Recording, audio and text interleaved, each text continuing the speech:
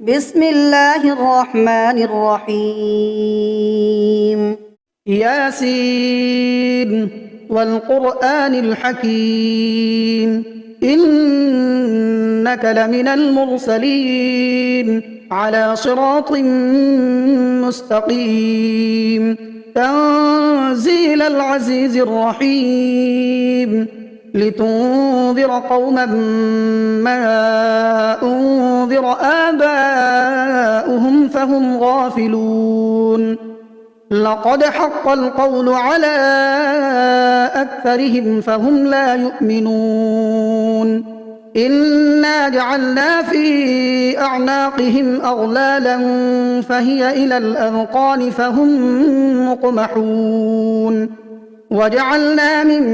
بين أيديهم سدا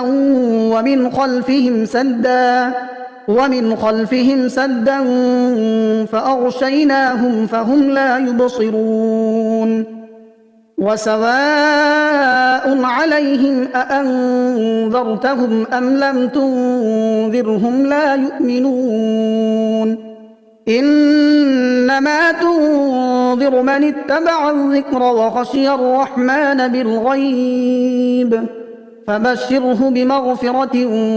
وأجر كريم إنا نحن نحيي الموتى ونكتب ما قدموا وآثارهم وكل شيء أحصيناه في إمام مبين واضرب لهم مثلا أصحاب القرية إذ جاءها المرسلون إذ أرسلنا إليهم اثنين فكذبوهما فعززنا بثالث فقالوا إنا إليكم مرسلون قالوا ما أنتم إلا بشر مثلنا وما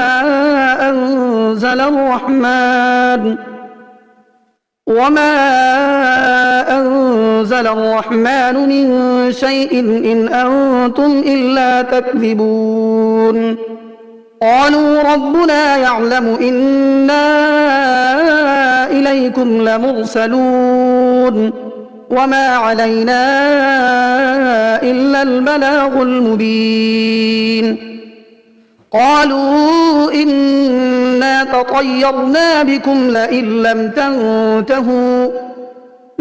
لم تنتهوا لنرجمنكم وليمسنكم منا عذاب أليم قالوا طائركم معكم أئن ذكرتم بل أنتم قوم مسرفون وجاء من أقصى المدينة رجل يسعى قال يا قوم اتبعوا المرسلين اتبعوا من لا يسألكم أجرا وهم مهتدون وما لي لا أعبد الذي فطرني وإليه ترجعون أأتخذ من دونه آلهة إن يردني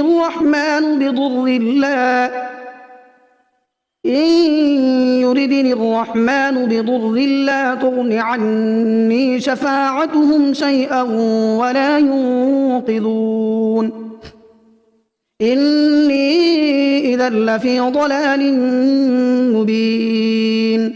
إني آمنت بربكم فاسمعون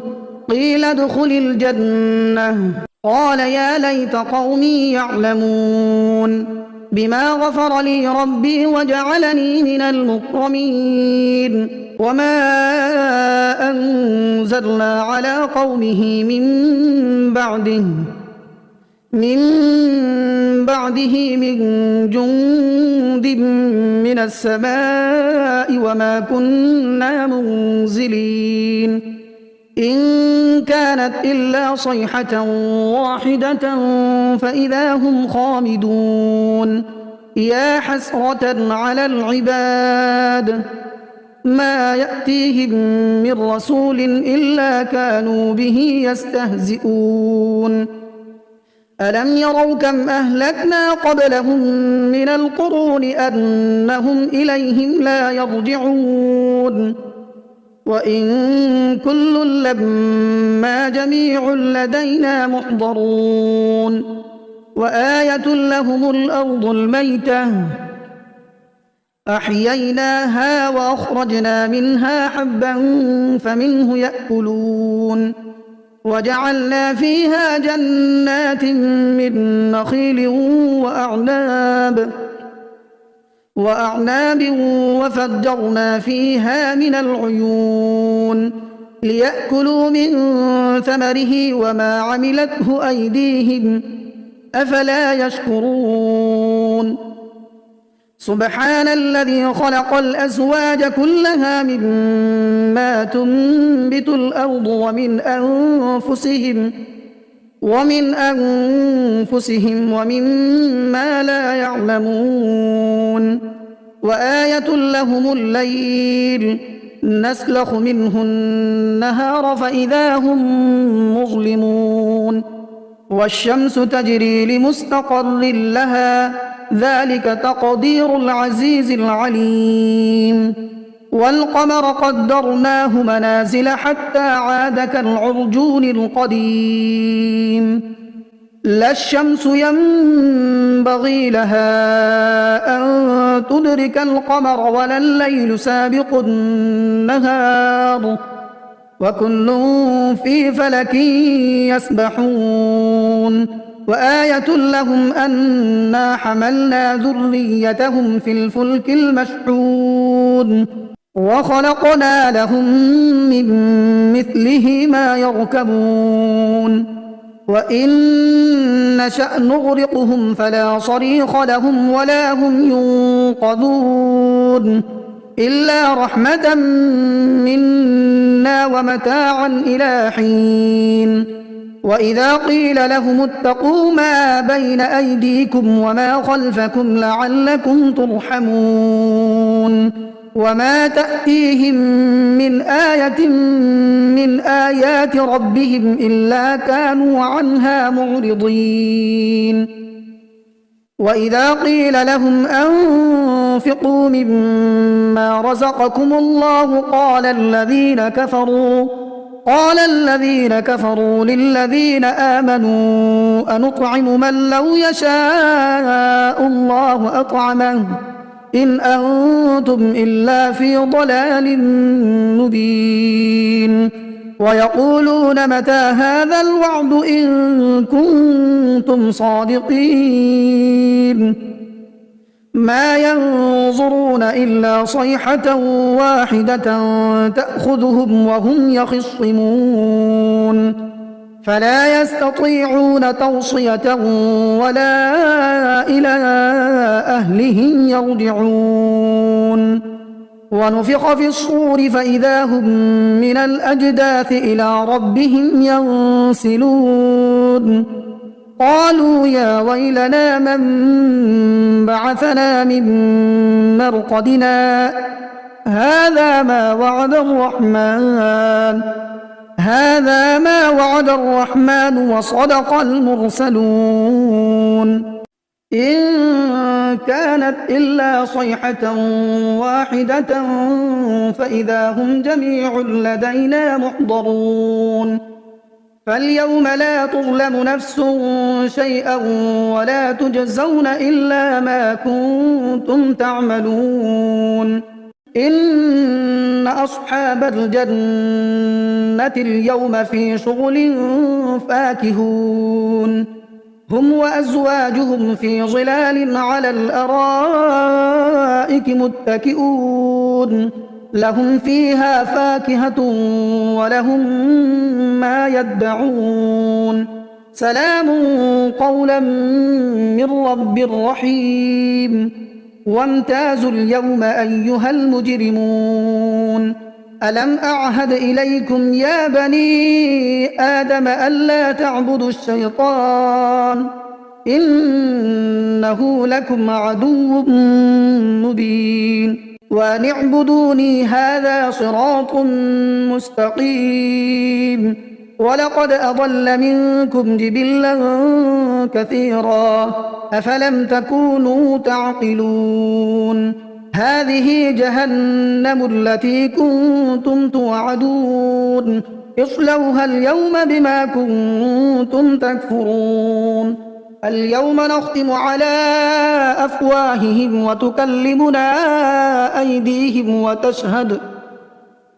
وتكلمنا أيديهم وتشهد أرجلهم بما كانوا يكسبون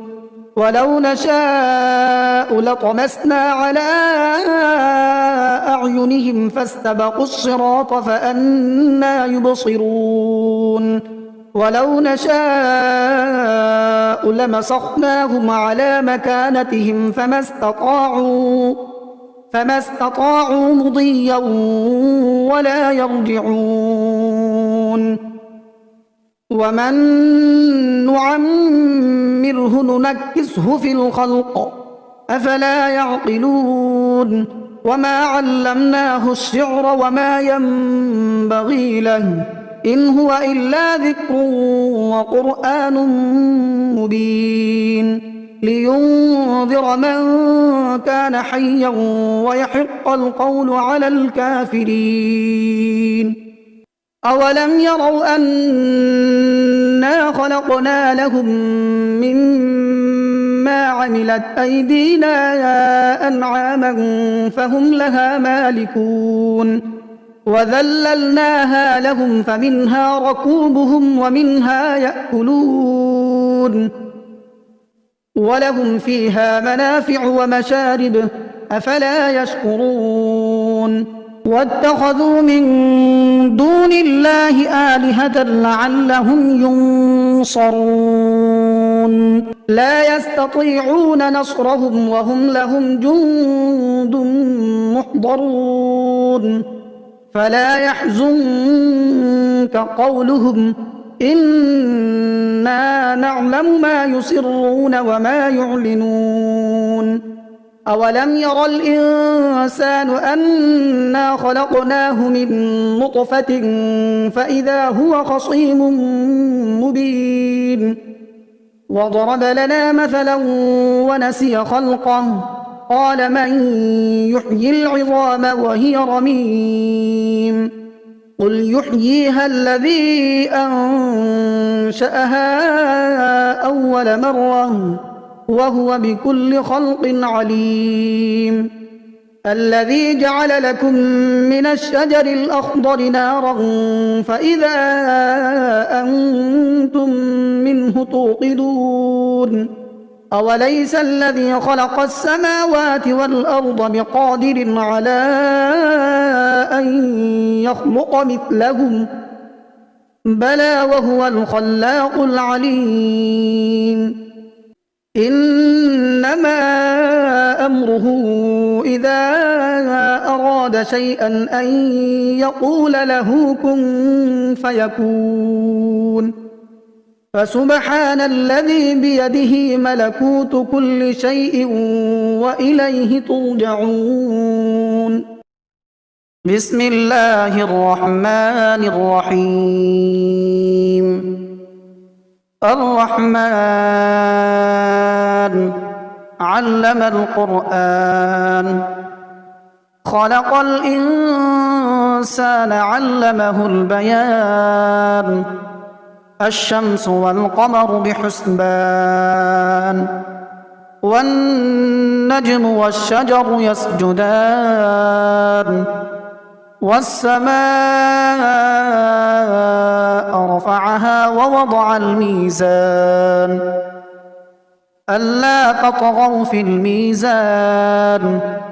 وأقيموا الوزن بالقسط ولا تخسروا الميزان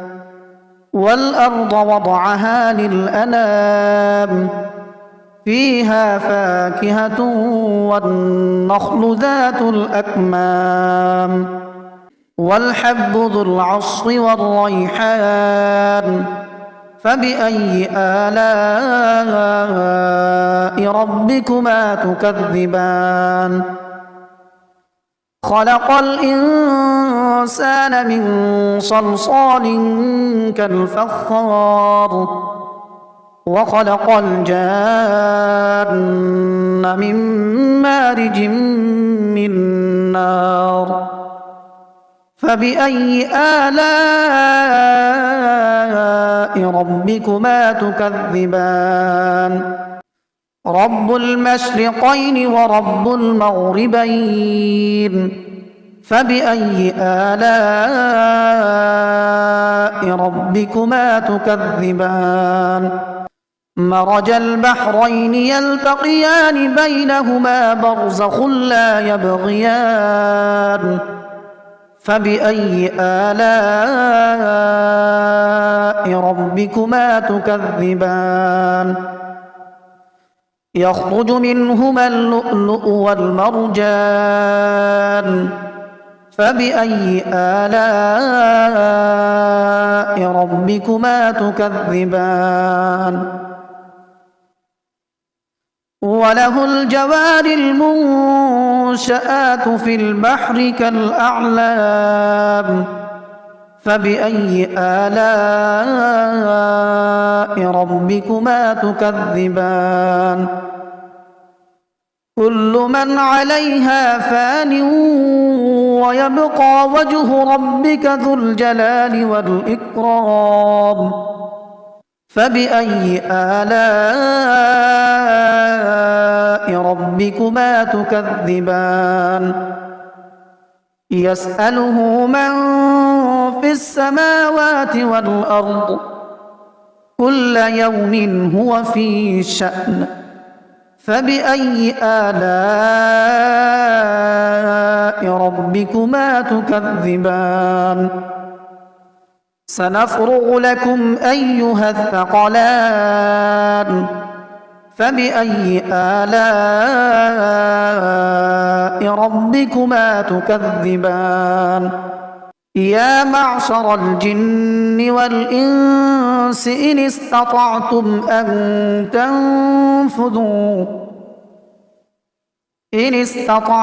أن تنفذوا من أقطار السماوات والأرض فانفذوا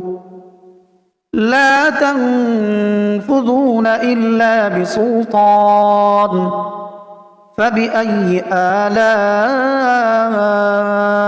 ربكما تكذبان يرسل عليكما شواظ من نار ونحاس فلا تنتصران فبأي آلاء ربكما تكذبان فإذا انشقت السماء فكانت وردة كالدهان فبأي آلاء ربكما تكذبان فيومئذ لا يسأل عن ذنبه إنس ولا جان فبأي آلاء ربكما تكذبان يعرف المجرمون بسيماهم فيؤخذ بالنواصي والأقدام فبأي آلاء ربكما تكذبان هذه جهنم التي يكذب بها المجرمون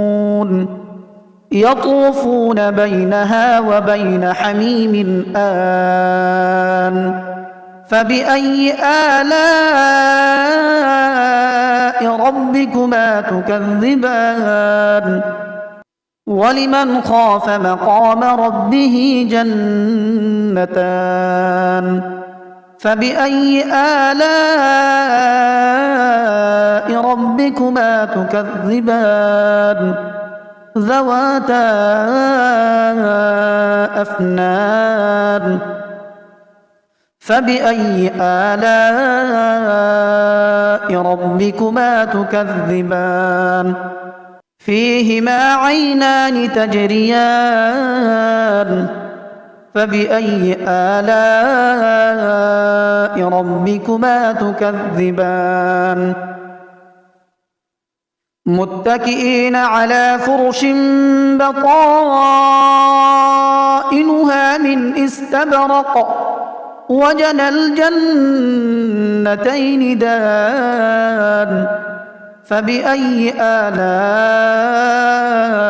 ربكما تكذبان فيهن قاصرات الطرف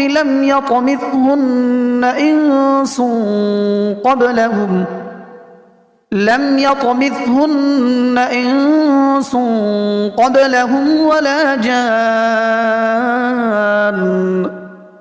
فبأي آلاء ربكما تكذبان كأنهن الياقوت والمرجان فبأي آلاء ربكما تكذبان هل جزاء الإحسان إلا الإحسان فبأي آلاء ربكما تكذبان ومن دونهما جنتان فبأي آلاء ربكما تكذبان مدهامتان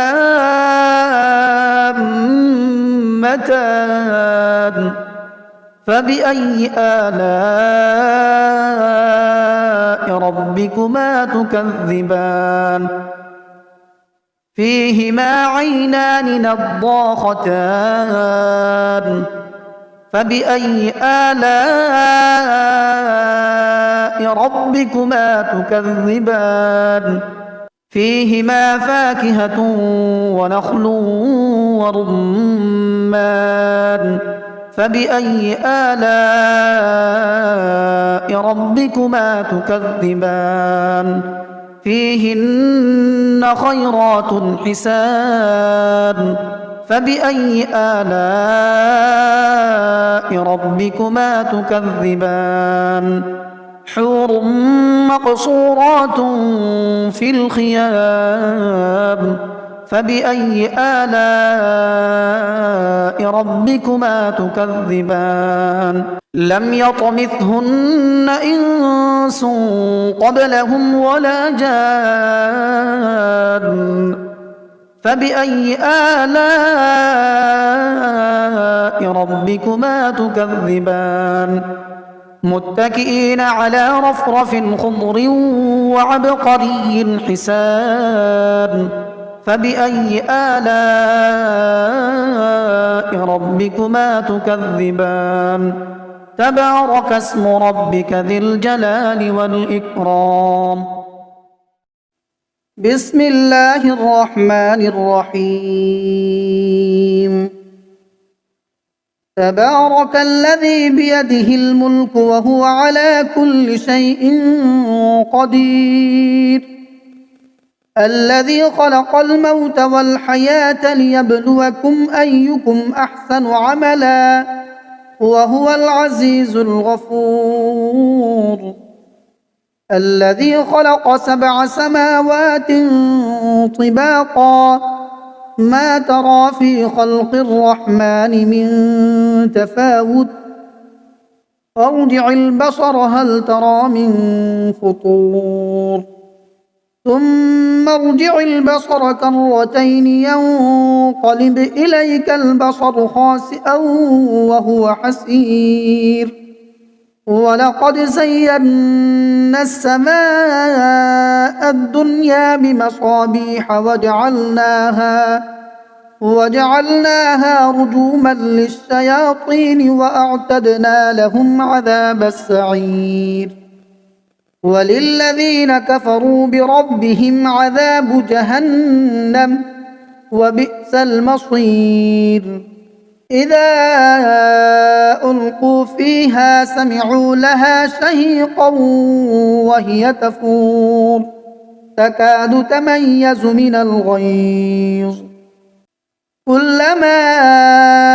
ألقي فيها فوج سألهم خزنتها ألم يأتكم نذير قالوا بلى قد جاءنا نذير فكذبنا وقلنا ما نزل الله من شيء إن أنتم إلا في ضلال كبير وقالوا لو كنا نسمع أو نعقل ما كنا في أصحاب السعير فاعترفوا بذنبهم فسحقا لأصحاب السعير إن الذين يخشون ربهم بالغيب لهم مغفرة وأجر كبير وأسروا قولكم أو اجهروا به إنه عليم بذات الصدور ألا يعلم من خلق وهو اللطيف الخبير هو الذي جعل لكم الأرض ذلولا فامشوا في مناكبها وكلوا من رزقه وإليه النشور أأمنتم من في السماء أن يخسف بكم الأرض فإذا هي تمور أم أمنتم من في السماء أن يرسل عليكم حاصبا فستعلمون كيف نذير ولقد كذب الذين من قبلهم فكيف كان نكير أولم يروا إلى الطير فوقهم صافات ويقبضن ما يمسكهن إلا الرحمن إنه بكل شيء بصير أمن هذا الذي هو جند لكم ينصركم من دون الرحمن إن الكافرون إلا في غرور أمن هذا الذي يرزقكم إن أمسك رزقه بل لجوا في عتو ونفور أفمن يمشي مكبا على وجهه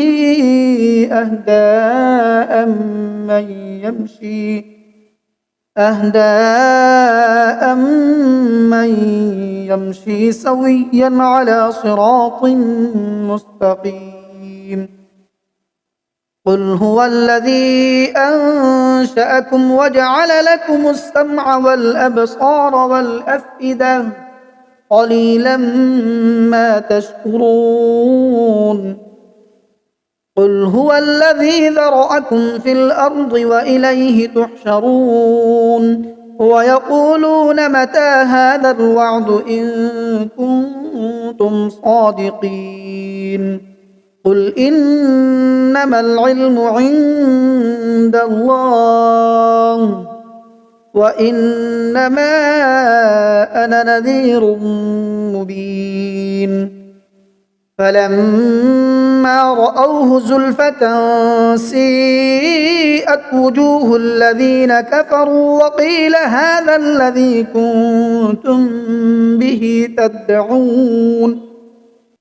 قل أرأيتم إن أهلكني الله ومن معي أو رحمنا فمن يجير الكافرين من عذاب أليم قل هو الرحمن آمنا به وعليه توكلنا فستعلمون من هو في ضلال مبين قل أرأيتم إن أصبح ماؤكم زادكم غورا فمن يأتيكم بماء معين